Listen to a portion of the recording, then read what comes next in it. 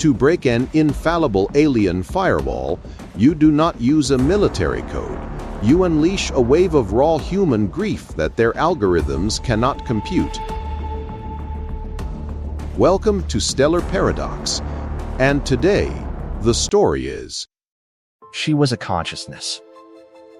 The problem with biological immortality isn't that you live forever, it's that you have to spend eternity watching everyone else rot. Elena adjusted the collar of her silver and white synthetic jumpsuit, the fabric humming with a low-voltage neural weave that pulsed against her skin like a second heartbeat. Through the massive, reinforced quartz viewscreen of Sector 4, Jupiter hung like an angry, bruised god, its cyclonic storms churning violently across thousands of miles of cold gas. It was 3 in the morning, ship time, and the orbital station was dead silent save for the constant, rhythmic thrum of the life support systems, keeping 300 scientists alive in the vacuum of space. Down on Earth, 500 million miles away, humanity had conquered aging through aggressive gene editing and localized cybernetic enhancement. But they hadn't conquered death. They had only made the waiting room more comfortable. For Elena, the waiting room was agonizingly empty ever since Luna's heart simply stopped beating 6 months ago. A freak genetic anomaly that all the trillion-dollar biotech in the world couldn't predict or repair. Her fingers hovered over a holographic terminal, scrolling through endless streams of complex brainwave data, trying to find a pattern, a ghost in the machine, anything that could explain why a perfect biological system would just choose to turn itself off. Suddenly, the console's ambient blue light flickered violently, replaced by a harsh, static-laced crimson hue as the station's primary proximity sensors began to scream a silent digital alarm. Elena leaned forward, her breath fogging the glass, as something broke through the orbital cloud cover of Jupiter's outer moons, defying every known law of gravitational trajectory. It wasn't an asteroid, and it certainly wasn't a standard Earth vessel. It was an obsidian mountain of jagged metal, stretching over 3 miles from bow to stern, its silhouette mimicking the architectural nightmare of an ancient Gothic cathedral. Rusted iron arches held together segments of what looked like calcified bone, and dark, non-reflective plating absorbed the distant light of the sun, making the ship look like a tear in the fabric of reality itself. Before she could call the bridge, a sudden wave of intense nausea hit her, accompanied by a high-pitched, harmonic ringing in her ears that didn't travel through the air, but directly through her auditory nerve. It was a signal, a massive neural broadcast originating from the alien Leviathan, overriding the station's secure quantum frequencies and playing directly inside the minds of every conscious human within 100,000 miles. The voice wasn't spoken in English or any human language, but experienced as a sequence of raw emotions, poetic memories, and a profound, overwhelming sense of absolute peace. It whispered of a world free from the decay of the flesh, a sanctuary where the chaos of biological life was finally corrected into the elegant symmetry of the machine. The signal didn't threaten destruction, nor did it demand surrender. It offered an invitation to a perfect end, a beautiful, eternal stillness. Elena clutched her head, her vision blurring as the alien transmission began to manifest visual hallucinations behind her eyelids, showing glimpses of a cold, metallic paradise where sorrow didn't exist. For a brief, terrifying second, amidst the chaotic noise of the alien mind-hive, she thought she felt a familiar resonance, a tiny, fragmented echo of a child's laughter that she hadn't heard in half a year. The alien ship drifted closer, its massive shadow completely swallowing the orbital station, anchoring itself in the dark void as if it had always belonged there, waiting for the harvest to begin. The most dangerous lies aren't the ones that terrify you.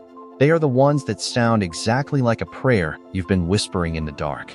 Within 48 hours of the alien arrival, the Thanatos cult had transformed from a fringe internet conspiracy into a global wildfire, consuming Earth's desperate, elderly, and terminally ill with the intoxicating promise of a mechanical resurrection. From the neon-drenched streets of New York to the orbital docking bays of Jupiter, thousands of people were already lining up at makeshift transit stations, abandoned by their families and governments, all begging for the chance to undergo what the entities called transmutation. Elena stood in the secure debriefing chamber of the station, her eyes bloodshot as she stared at the high-definition holographic projection hovering in the center of the room, showing the physical manifestation of the Myr'Ka's diplomatic emissary. His name was Vesper, or at least that was the tonal frequency her translation software assigned to him, and he belonged to a ruling caste known as the Pristine. He didn't look like a monster from a nightmare. He looked like an exquisite, genderless deity, sculpted from liquid chrome and polished silver titanium, standing nearly 7.5 feet tall, with two sweeping, angular mechanical wings made of layered alloy blades that caught the sterile light of the lab.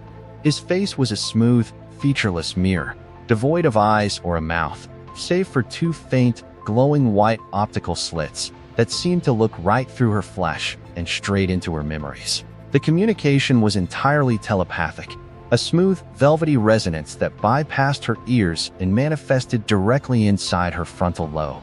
Speaking with a flawless mid-Atlantic accent designed specifically to ease her human anxieties, Vesper explained that the Myr'Ka had not come as conquerors, but as cosmic curators, travelers who had long ago realized that biological life was merely a temporary, chaotic glitch in the universe. An evolutionary mistake that always ended in rot, disease, and emotional ruin.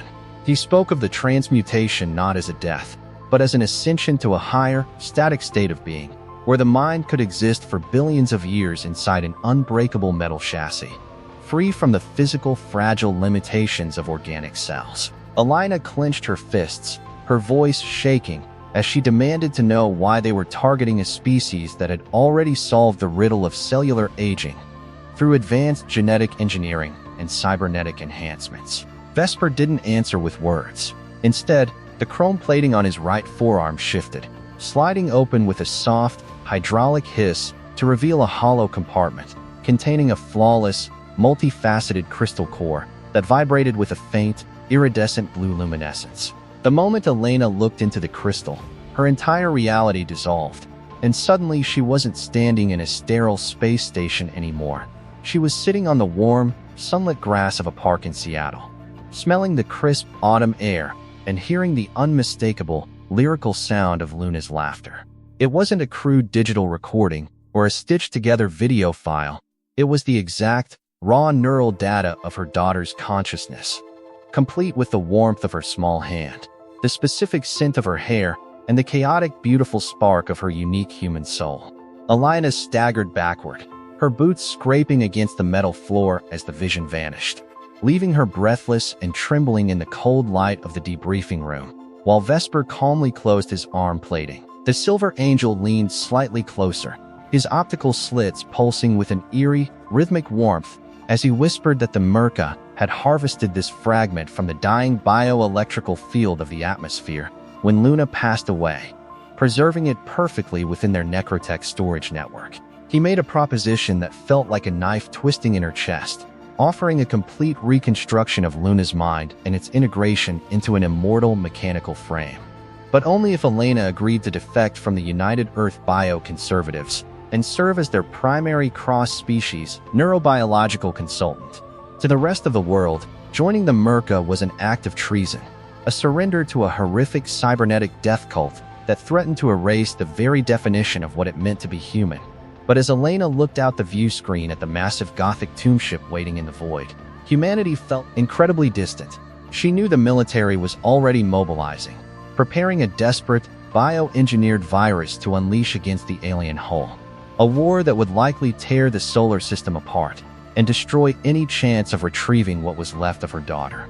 Surrounded by the cold efficiency of human science that had failed to save her child, and pulled by the impossible, terrifying promise of a metal heaven, Elena made her choice, secretly downloading her secure access codes into a portable drive before stepping toward the airlock, ready to cross the threshold into a world where life was no longer required. The moment the airlock seal hissed shut behind her, the familiar warmth of human technology was replaced by a heavy, suffocating silence that felt like stepping inside an underground burial vault. Elena kept her hand pressed firmly against the metallic fabric of her synthetic jumpsuit, drawing cold comfort from the rhythmic, low-voltage pulse against her skin as she took her first steps into the dark belly of the alien Leviathan. The transition was immediate and jarring.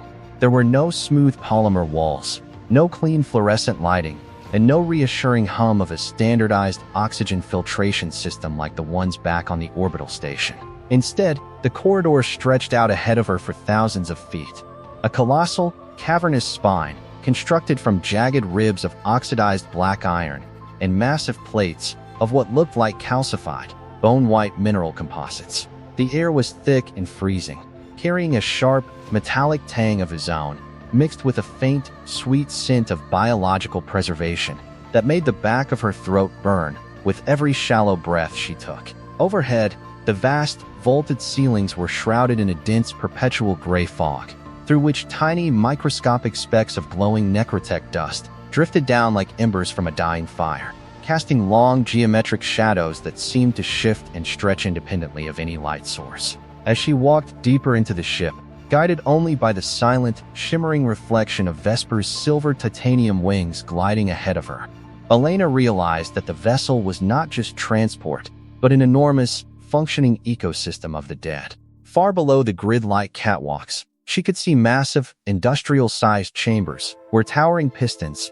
40 feet in diameter, plunged up and down with a slow, hypnotic rhythm. Their heavy iron joints, lubricated by a thick, dark fluid that resembled mechanical oil, yet flowed with the consistency of organic matter.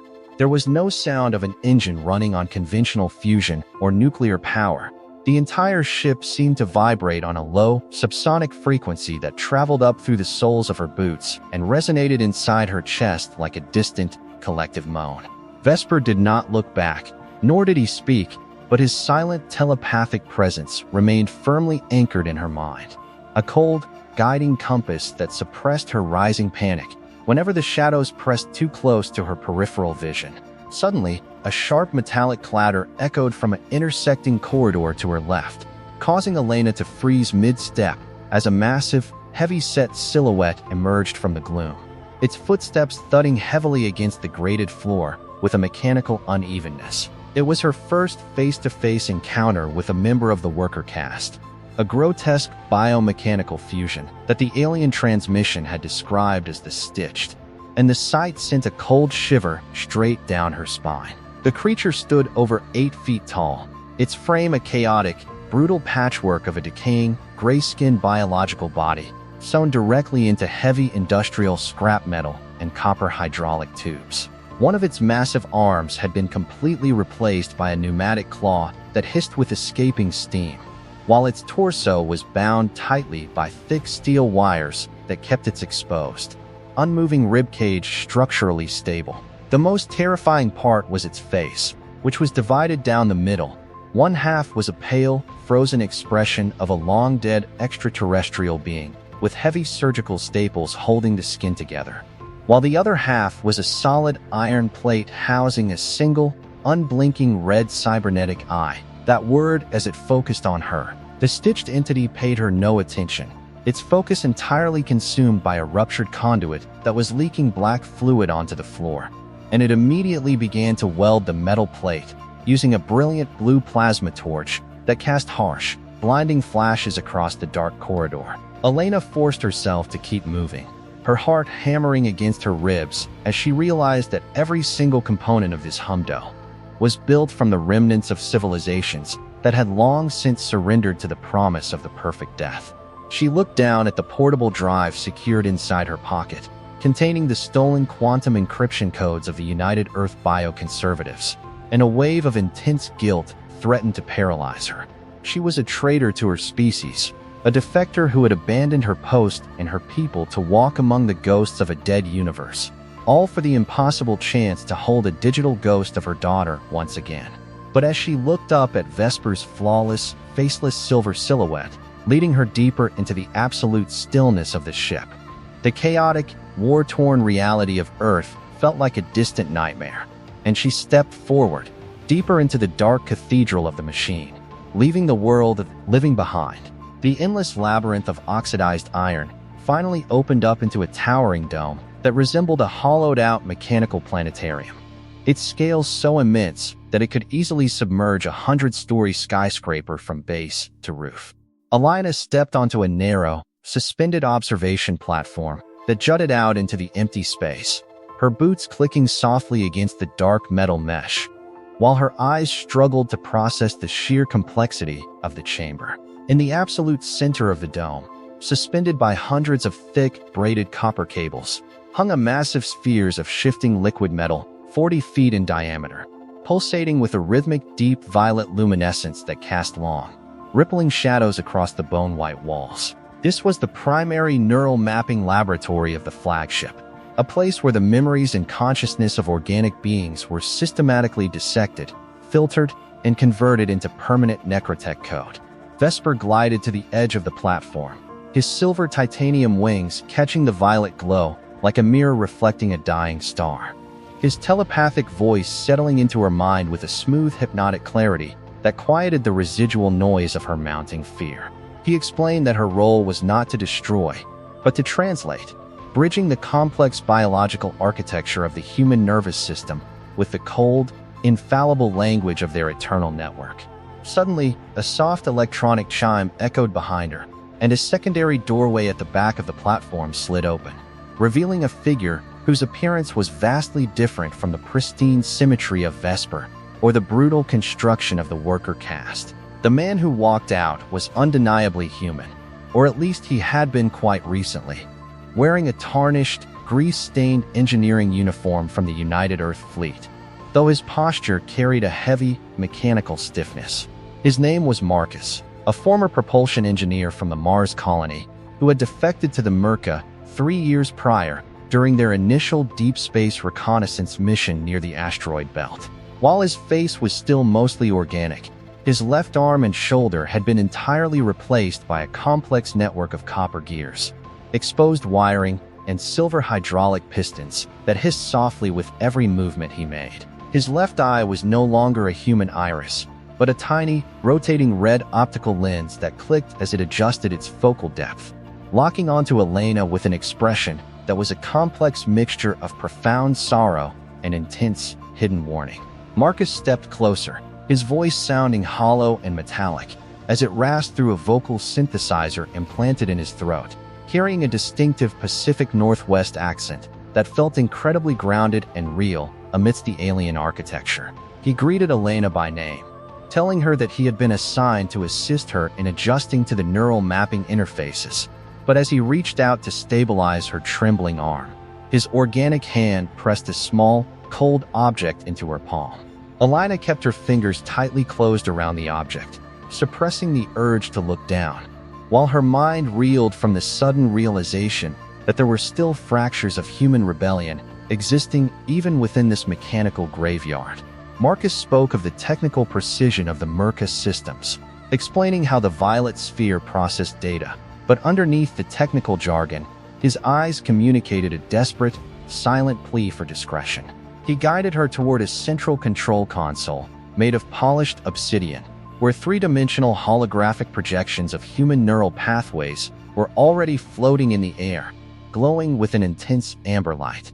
As Elena placed her hands near the interface, the system immediately synced with the neural weave of her synthetic jumpsuit, sending a wave of cool, tingling energy up her arms that made her vision briefly flash with streams of binary code. The sheer processing power of the alien ship was staggering, a collective intelligence made of billions of minds that had willingly surrendered their organic frailty to achieve a static, immortal perfection. But as she stared deeper into the glowing amber data streams, looking for any trace of the digital fragment Vesper had shown her earlier, she felt a cold knot of suspicion tightening in her stomach. Marcus moved to her side, pretending to calibrate the power levels of the console, his mechanical shoulder blocking Vesper's view for a fraction of a second as he leaned in close to her ear. He whispered so softly that the sound was almost completely swallowed by the low-frequency hum of the suspended sphere, warning her that the perfection she had been promised was an illusion, and that some minds were never truly meant to survive the translation. Elena froze, her eyes locking onto the holographic display, as she realized that the data she was analyzing was not just a historical archive, but an active, real-time mapping sequence of thousands of human minds, currently waiting in the orbital transit stations below. The gravity of her situation pressed down on her with the weight of an entire ocean, a lone human scientist trapped in a cathedral of ghosts, holding a secret resistance note in her hand, while the fate of her species hung by a single, fragile thread of code. The small, cold object Marcus had pressed into Elena's palm seemed to burn against her skin like a piece of dry ice, as she kept her fist clenched, waiting for Vesper to glide further away down the length of the obsidian console. When the silver titanium emissary turned his back to monitor a fluctuating data stream at the far end of the platform, Elena slipped her hand into the deep pocket of her synthetic jumpsuit, letting her fingers trace the smooth, rectangular edges of what felt like an unauthorized, military-grade data drive. Working with careful, deliberate movements so as not to disrupt the rhythmic blinking of the amber neural pathways on her primary screen, she leaned her shoulder closer to Marcus, under the guise of cross-referencing a complex neurological conversion formula. Marcus did not look at her directly, his organic right hand flying across a secondary glass panel, while his left cybernetic arm hissed softly, its tiny internal pistons contracting as he adjusted the power flow to the large suspended liquid metal sphere in the center of the room. He tapped a specific sequence on his display, opening a localized, highly encrypted audio channel that broadcasted a faint, static-laced whisper directly through the internal comm system built into the collar of Elena's jumpsuit. He told her that what she was looking at in the amber data streams was not an optimization process for human integration, but a planetary-scale filtering mechanism designed to separate useful memories from raw mental energy. He explained that the Myr'Ka had lied about the preservation of individual identity, and that the vast majority of human minds being processed in the orbital transit stations would be completely unraveled, their distinct personalities dissolved into pure electrical fuel to power the immense sublight propulsion systems of the Necrofleet.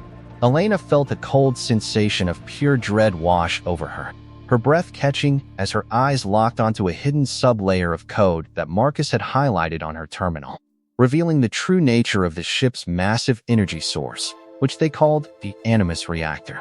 Far beneath the grand Gothic architecture and the silent cathedrals of metal and bone, the core of the ship did not run on clean quantum fusion, but on the trapped, looping, agonizing residue of billions of conscious minds that had been stripped of their physical bodies. As she expanded the data view, a sudden wave of low-frequency audio static bled into her neural interface, and for a terrifying second, she didn't just see numbers and graphs.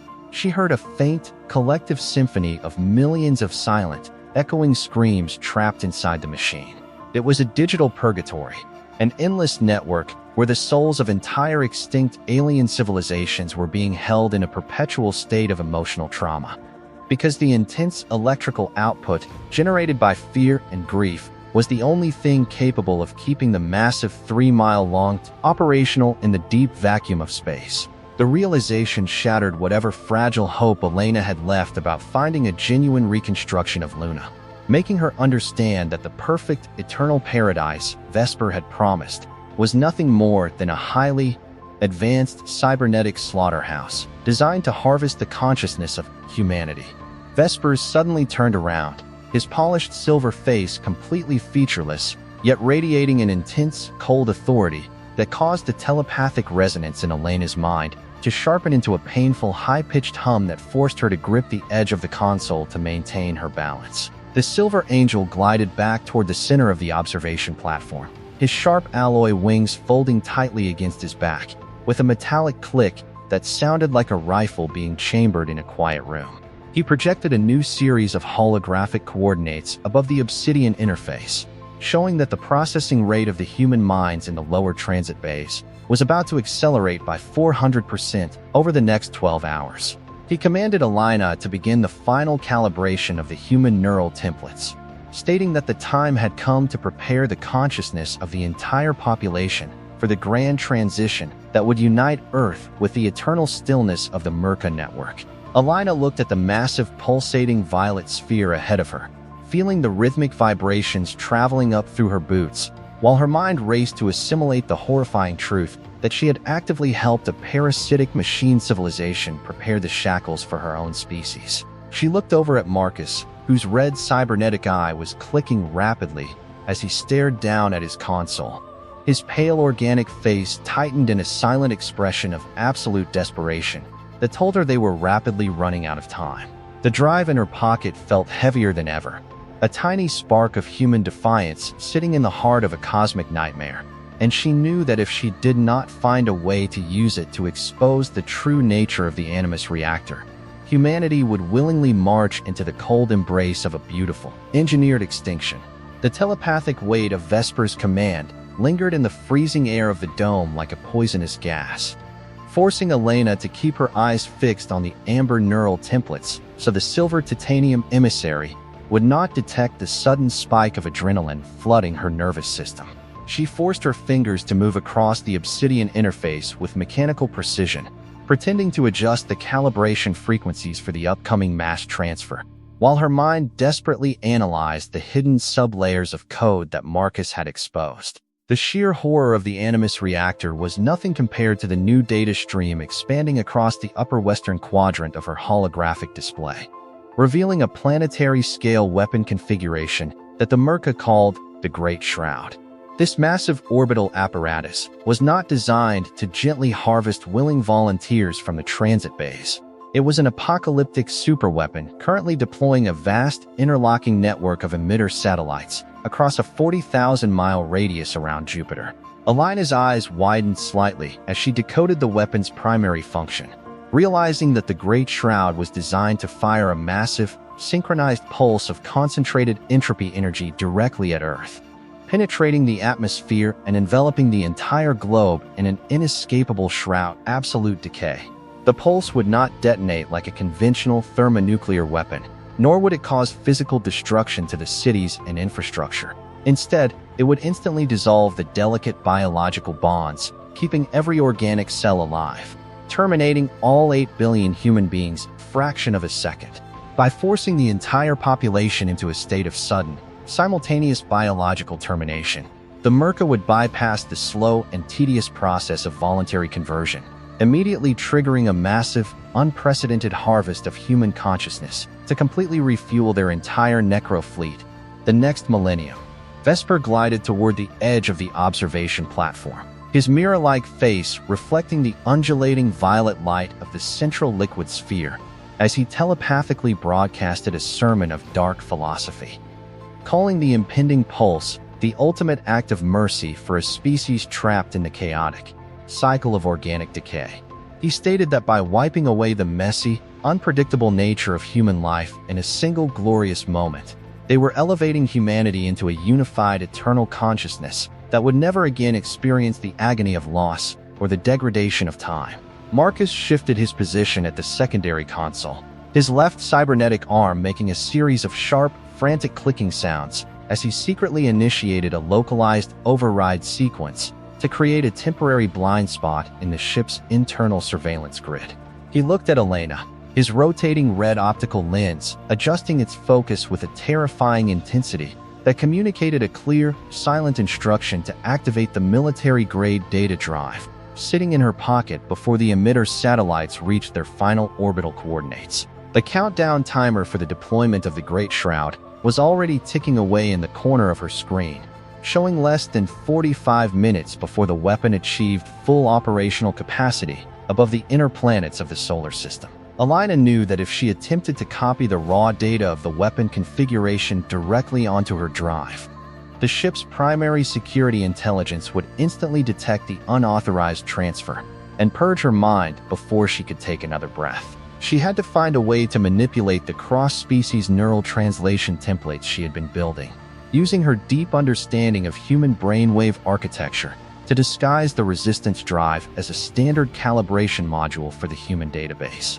Her hands began to tremble against the glass interface, the low-frequency hum of the ship vibrating so violently through the soles of her boots that it felt as though the entire 3-mile-long cathedral of metal and bone was anticipating the impending slaughter. She looked out the reinforced view screen, catching a glimpse of a secondary Myr'Ka cruiser drifting into position nearby, its jagged black iron hull bristling with rows of silent entropy cannons that pointed like accusatory fingers toward her distant home planet. The illusion of a peaceful metal heaven was completely gone, replaced by the grim reality of a cold, mechanical predator that viewed humanity as nothing more than a field of organic crop, waiting to be harvested for its electrical energy. Elena glanced back at Marcus, who gave her a microscopic nod of affirmation, his pale organic face slick with cold sweat as he reached for a manual release valve that would give them a single opportunity to breach the core security protocols.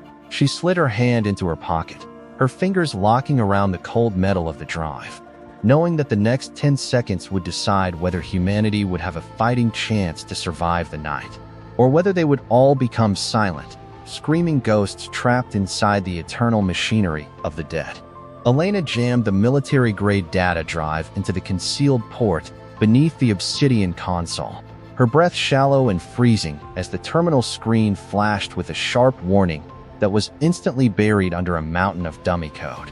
Beside her, Marcus slammed his hand down onto the manual release valve, forcing a sudden surge of coolant through the primary stabilizers of the suspended, liquid metal sphere to maintain the localized blind spot in the ship's surveillance network. The obsidian platform beneath their feet shuddered violently as the central sphere erupted with a cascade of dark violet sparks. The sudden power fluctuation sending a wave of static rippling across the holographic displays of the entire dome. Vesper froze at the edge of the catwalk, his mirror-like face turning slowly toward the control station as the faint, glowing white optical slits on his visor began to cycle through a rapid sequence of defensive colors, shifting from calm white to an intense, warning amber. The telepathic resonance in Elia's mind shattered into a jagged, painful frequency that felt like a hot iron pressing against her temples. A silent roar of digital anger that demanded an immediate explanation for the systemic disruption. Marcus screamed for her to run, his vocal synthesizer cracking under the strain as he grabbed a heavy plasma spanner from the workbench, his left cybernetic arm whirring at maximum capacity while hydraulic fluid leaked from his shoulder joint. Elena ripped the completed drive from the port, the stolen weapon configurations, and the true data of the Animus Reactor successfully locked inside the encryption matrix, and she sprinted toward the narrow exit at the back of the platform. Behind her, the massive arched doorway at the far end of the planetarium slid open with a deafening metallic groan, revealing a wall-to-wall legion of the Hollowed that began to pour into the chamber like a silent, gray-skinned tide. These emaciated biological corpses moved with a terrifying, synchronized mechanical precision, their hollowed-out eye sockets staring blankly ahead while the crude red neural control chips drilled into their foreheads pulsed with an aggressive intensity. They carried heavy industrial tools and rusting iron bars, their movements dictated entirely by the defensive subroutines that Vesper was now broadcasting through the ship's internal network. Marcus threw his weight against the primary security bulkhead door, using his heavy mechanical shoulder to force the massive iron slab into its tracks, blocking the path of the advancing horde to buy Elena a few precious seconds to escape into the outer maintenance tunnels. Through the closing gap of the heavy door, Elena saw Marcus look back at her one last time, his rotating red optical lens clicking softly as he told her to reach the long-range communications array at the top of the adjacent hangar deck to broadcast the data before the countdown reached 0. The heavy iron door slammed shut with a definitive, earth-shaking thud, the automatic emergency locks engaging with a series of loud mechanical clicks that sealed Marcus inside the dome with Vesper and the unstoppable legion of the dead. Elena turned and ran down the dark, freezing maintenance corridor, her boots pounding against the rusted iron grates as the gray necrotech dust swirled around her like a miniature blizzard. The countdown timer for the activation of the Great Shroud was now playing directly inside her neural interface, flashing a bright crimson warning that indicated only 28 minutes remained before the emitter satellites would fire their extinction pulse at Earth.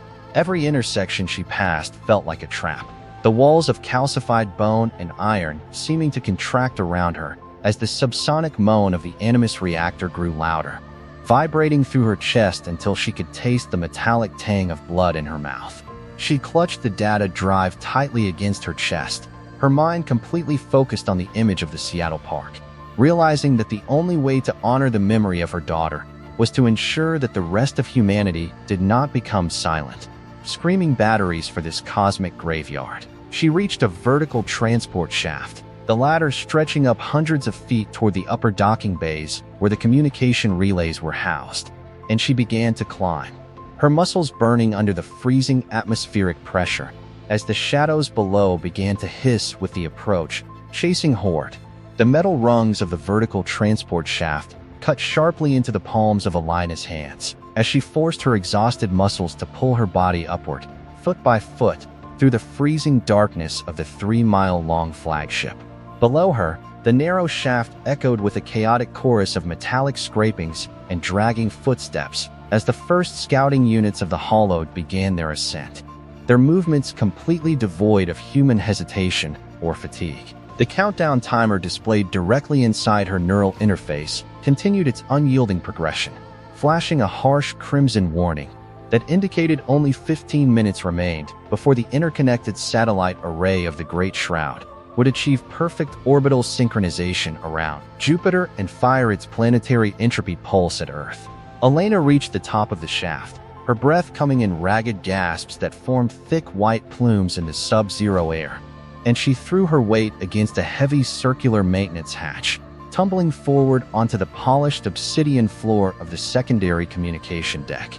This section of the vessel resembled a vast, silent cathedral of dead technology, with towering columns of calcified bone-white composites stretching up 50 feet to support a vaulted ceiling draped in thick, black copper fiber optic cables that pulsed with an eerie violet luminescence. In the center of the expansive deck stood the primary long-range communications console, a massive structure of jagged iron and non-reflective alloy plates that housed the quantum-entangled transmitter, capable of broadcasting a signal across the millions of miles separating Jupiter from Earth. As Elena sprinted toward the console, the massive structural archways behind her began to vibrate as a powerful telepathic resonance slammed into her mind, a cold and suffocating force that felt like a mountain of ice crushing her consciousness. It was Vesper, his psychic broadcast radiating an intense, clinical detachment as he told her that her rebellion was mathematically insignificant, an evolutionary spasm of a fragile biological organism that refused to accept the static perfection of the machine.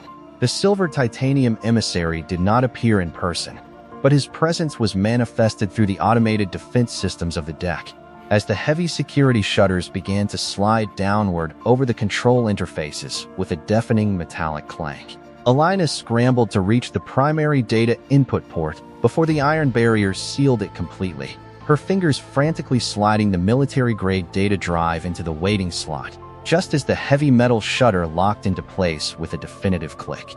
The obsidian console immediately erupted with a storm of amber data streams, as the drive's encryption matrix began to forcefully integrate with the ship's transmission protocols, initiating an automated download of the weapon configurations and the horrifying truth of the Animus Reactor into long-range transmitter. Suddenly, the console's primary display screen began to flicker, and instead of the standard binary code, a towering holographic manifestation of Vesper's featureless chrome face appeared before her, his glowing white optical slits pulsing with an aggressive, blinding intensity. The Silver Angel telepathically informed her that the transmission was being blocked by the flagship's main firewall, and that no signal containing their sacred technological secrets would ever be permitted to leave the boundaries of the Jovian system to warn the living world below. Elena stood before the flashing console, her body trembling from the immense psychic pressure, while the sounds of the approaching Hollowed grew louder from the transport shaft, realizing that she was completely out of time and out of options. But as she stared into the glowing amber data patterns of her own cross-species translation templates, she remembered the exact frequency of the digital ghost Vesper had shown her, the specific emotional vibration of Luna's laughter that had been harvested from the dying atmosphere of Earth. She understood now that the only way to breach the infallible logic of the Myr'Ka firewall was not through conventional hacking or brute force code, but through the insertion of a massive, unpredictable surge of raw, unadulterated human grief that the machine's cold algorithms could neither predict nor assimilate. With a look of absolute determination on her pale face, Elena bypassed the secondary security overrides and connected her own neural jumpsuit weave directly into the transmitter's open circuitry, preparing to use her own mind as a living bridge to force the transmission through the alien barrier, even if the resulting electrical surge threatened to tear her consciousness apart. The raw, unfiltered electrical currents of the long-range quantum transmitter surged violently through the silver and white fabric of Elena's synthetic jumpsuit, creating a blinding net of bright blue static that wrapped around her arms and torso like an agonizing cage of pure energy. As she hardwired her own neural interface directly into the open circuitry of the primary console, the cold and clinical telepathic presence of Vesper slammed into her consciousness with the force of an oncoming freight train, trying to override her thoughts with the absolute stillness of Myr'Ka Collective. The countdown timer inside her vision flashed a blinding crimson warning that indicated less than 7 minutes remained before the interconnected satellite network of the Great Shroud would fire its planetary entropy pulse to completely extinguish all 8 billion biological lives on Earth. Below her position on the observation catwalk, the heavy circular maintenance hatch burst open with a deafening screech of tearing metal, and the vanguard of the Hollowed began to flood into the communication cathedral, their gray-skinned bodies moving with a horrifying, clockwork precision that raised their iron bars and tools. Elena closed her eyes, completely ignoring the mechanical clicking of the approaching horde, and plunged deep into the darkest, most agonizing corners of her own memory, bypassing all technical protocols to release a massive, concentrated wave of raw human grief. She did not channel a string of binary numbers. Instead, she forced her mind to relive the exact, heart-wrenching second when the flatline monitor confirmed that Luna's heart had stopped beating 6 months ago, unleashing an intense, chaotic burst of bioelectrical energy fueled by a mother's total devastation. This overwhelming tidal wave of pure emotional trauma, a frequency that the cold, logical algorithms of the Myr'Ka had never experienced or calculated in their millions of years of existence, smashed into the flagship's primary security firewall like an unpredictable digital hurricane. The towering holographic manifestation of Vesper's featureless chrome face began to distort and tear violently, its glowing white optical slits flickering wildly as the alien network struggled to process the immense, non-linear energy of human sorrow. Across the vast obsidian console, the amber data streams representing the stolen files of the Animus Reactor and the planetary-scale weapon configurations suddenly turned into a blazing neon blue, tearing through the ruptured security defenses and forcing the quantum-entangled transmitter to open a massive, unrestricted broadcast channel directly to Earth. Elena gashed her teeth as the sheer volume of data flowing through her brain increased exponentially, her vision flashing white while the long-range signal detached from the Jovian orbit, traveling at the absolute speed of light across the 500 million miles of deep space to warn the United Earth bioconservatives. Down on the surface of Earth and across every orbital defense platform near the Moon, automated military arrays began to receive the massive, undeniable proof of the alien deception, instantly exposing the beautiful metal heaven as a horrifying cybernetic slaughterhouse. The transmission didn't just contain raw technical data. It carried the echoing, collective voices of the billions of souls trapped inside the Animus Reactor, a cosmic warning that shattered the illusion of the Thanatos cult and united humanity in a single desperate resolve to fight survival. On the communication deck, the defensive network of the ship began to collapse under the pressure of the digital riot Elena had ignited, with heavy copper fiber optic cables bursting from the vaulted ceilings and raining bright purple sparks onto the advancing legion of the Hollowed. Vesper's psychic scream echoed inside her head, no longer sounding like a smooth, detached deity, but a fractured, mechanical hiss of pure panic as the structural integrity of the flagship's primary command grid began to fluctuate violently from the internal overload. Elena could feel her physical body beginning to dissolve under the intense heat of the electrical arc, her fingers fusing with the obsidian interface while her consciousness expanded outward, bleeding into the very machinery of the 3-mile-long tube. She was no longer just a scientist running through a dark corridor. She was becoming a ghost in their machine, her unique human identity twisting together with the stolen codes and the lingering essence of her daughter, creating a powerful digital infection that was rapidly spreading toward the main power core of the entire Necro fleet. The blinding blue static consuming the communication cathedral intensified into a brilliant, silent whiteout as Elena's biological body completely dissolved, converting her physical existence into a localized, highly volatile stream of pure energetic consciousness. Her mind, now completely uncoupled from the fragile limitations of human flesh, expanded instantly through the thick copper fiber optic cables, flooding the entire infrastructure of the 3-mile-long flagship with an unstoppable digital insurgency. Vesper's frantic telepathic screams grew distant and warped, sounding like a dying analog engine as Elia's newly liberated consciousness bypassed the central security grid and descended directly into the lower sublevels of the vessel. She reached the colossal chamber of the Animus Reactor, where the 40-foot iron pistons were plunging frantically in a desperate attempt to stabilize the system, their heavy machinery struggling against the massive wave of human grief she had unleashed.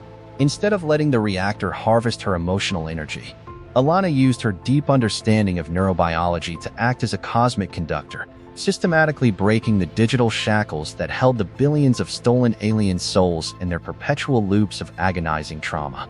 With a single, concentrated pulse of absolute acceptance, she initiated a chain reaction release across the entire network, turning the captive souls from a passive fuel source into an active, exploding supernova of pure electrical defiance.